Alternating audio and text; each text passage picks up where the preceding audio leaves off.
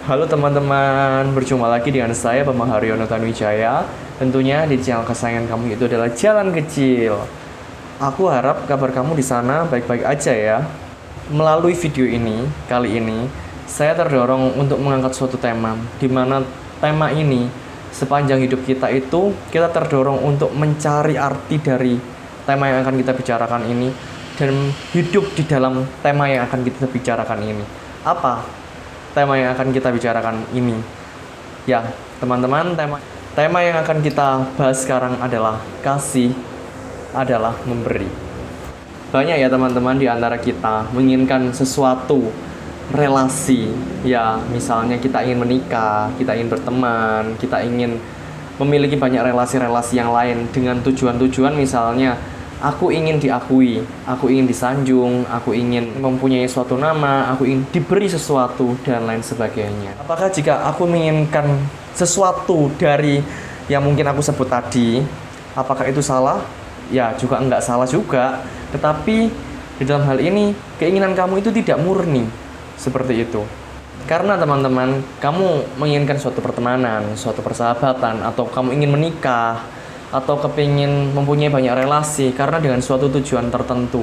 Takutnya nanti kalau misalnya kamu dari tujuan-tujuan itu ya tidak tercapai, nanti kamu sendiri yang akan kecewa. Misalnya kamu menikah nih, kepinginnya istriku harus melayani aku, istriku harus nurut ke aku, dan lain sebagainya. Tetapi pada kenyataannya kalau misalnya yang terjadi adalah sebaliknya, ntar gimana reaksi kamu? Kecewa nggak? Pasti kecewa kan? Teman-teman, sebelum kita masuk lebih jauh lagi, aku ingin mengingatkan kamu di dalam pembahasan kali ini, yaitu adalah cinta adalah memberi, ya. Kita memadukan antara ilmu psikologi dengan ilmu agama yang kita anut ya di dalam hal ini, seperti itu. Pertanyaan mendasar satu, apa sih kebutuhan dasar manusia itu sebenarnya? Satu saja, manusia hanya ingin dikasihi. Manusia hanya ingin dicintai. Hanya itu sebenarnya. Aku ingin memberitahu kamu sesuatu. Atau mungkin bahkan kamu sudah tahu karena kamu dari pengalaman-pengalaman yang lalu-lalu. Tapi aku hanya ingin mengingatkan. Mungkin kamu sudah tahu, tetapi kamu lupa. Atau bahkan sengaja ingin melupakan apa yang kamu tahu. Seperti itu. Jadi begini, jikalau kamu mengharapkan cinta seseorang manusia, misalnya istriku harus mencintai aku, teman-temanku harus mengakui keberadaanku, dia harus memberi sesuatu kepada aku. Ingat, kamu akan kecewa. Ya, seperti itu. Ingat, kamu akan kecewa. Sekali lagi aku ingin mengingatkan kamu, ingat, kamu akan kecewa. Nah, terus bagaimana akhir-akhirnya? Aku memberi suatu jawaban ke kamu. Ya, jika kamu ingin menikah, berteman, atau berbanyak relasi, murnikan dulu tujuan kamu. Arti dari murnikan tujuannya itu seperti apa di dalam hal ini? Misalnya, kamu ingin berteman. Ya, kamu berteman saja. Kamu jangan menuntut teman kamu harus menjadi seperti kamu. Atau jangan menuntut teman kamu harus seperti apa yang kamu inginkan. Seperti itu. Ya, berteman saja. Seperti itu. Jikalau kamu mempraktekkan apa yang barusan aku omongkan itu, dijamin pertemanan kamu bisa awet. Betul nggak? Atau kamu sudah ada pengalaman yang seperti aku omongkan dan kamu sudah membuktikan sendiri. Bener nggak omongan aku ini? Di dalam hal ini, jikalau kamu ingin merubah teman kamu, ya kamu harus berubah terlebih dahulu. Tipsnya seperti itu. Atau misalnya kamu menginginkan dia berubah, kamu hanya sebatas menyarankan saja. Tidak untuk dalam arti menyuruh lebih dari itu. Seperti itu. Pertanyaan berikutnya begini. Terus bagaimana nih kalau misalnya aku ingin dikasihi? Aku menyarankan kepada kamu, ya jangan mencari kasih dari manusia. Bisa kecewa ujung-ujungnya seperti itu. Terus bagaimana di dalam hal ini menyikapinya? Di dalam hal ini aku memberi suatu jawaban yang mungkin tergolong unik di dalam hal ini, tetapi inilah kenyataannya.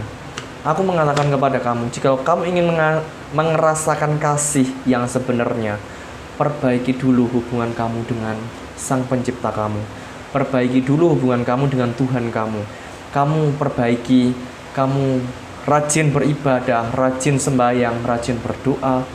Kamu rasakan cinta Tuhan kamu kepada kamu seperti apa. Rasakan kasihnya Tuhan kamu pada kamu itu seperti apa. Seperti itu, kamu rasakan, kamu tinggal di dalam kasih daripada Tuhan yang kamu yakini. Seperti itu. Tiap hari, setiap saat, kamu mengingat kepada Tuhan kamu. Ya, kamu hidup di hadirat Tuhan kamu. Di setiap saat, seperti itu. Kamu mengingat Dia. Misalnya, kamu pada saat bekerja, pada saat yang tidak terlalu menggunakan banyak pikiran atau otak, kamu selalu mengingat Dia atau mengingat saja tentang Dia pada kamu bekerja pada saat itu. Seperti itu. Maka ya, kamu yang telah tersentuh oleh cinta ilahi daripada Tuhan yang kamu yakini itu, maka kamu akan gampang membahagiakan orang lain. Kenapa alasannya? Karena kamu merasa dicintai. Dan cinta ilahi itu tidak terbatas seperti cinta manusia. Di dalam hal ini aku ingin menekankan, jika kamu ingin mempunyai relasi, kamu hanya sebatas memberi.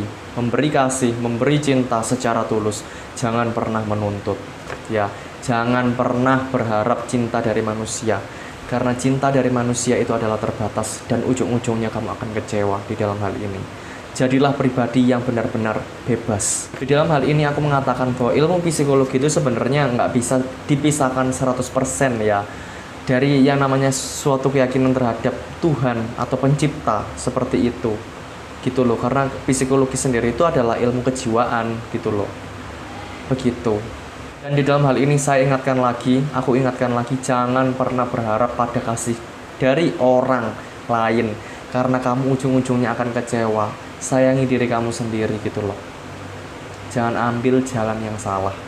Maka di dalam hal ini, ketika kamu memberi dia sesuatu, atau memberi teman kamu sesuatu, atau memberi pacar kamu sesuatu, atau memberi pasangan kamu sesuatu, berikanlah itu atas dasar cintamu kepada Sang Ilahi yang berada di dalam diri sesama kamu. Seperti itu. Maka cinta kamu pada saat itu adalah cinta yang murni. Cinta kamu pada saat itu pada sesama kamu adalah cinta yang tulus. Seperti itu. Dan akibatnya apa? Hidup kamu bisa menjadi bahagia, hidup kamu bisa menjadi bebas, hidup kamu bisa menjadi lepas. Seperti itu. Karena kenapa kamu bisa mampu memberi orang lain tanpa syarat? Karena kamu tinggal pada pusat kasih daripada Tuhan yang kamu yakini itu sendiri. Seperti itu. Pada akhir dari pembicaraan ini, aku menegaskan, kasih itu adalah memberi.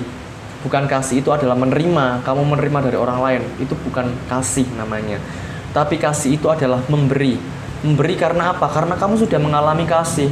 Kasih daripada Tuhan yang kamu yakini itu. Gitu maksudnya. Oke ya teman-teman, demikianlah pembahasan dari tema kasih adalah pemberian semata. Semoga menginspirasi kita semua ya teman-teman. Jangan lupa untuk komen, like, and share. Dadah.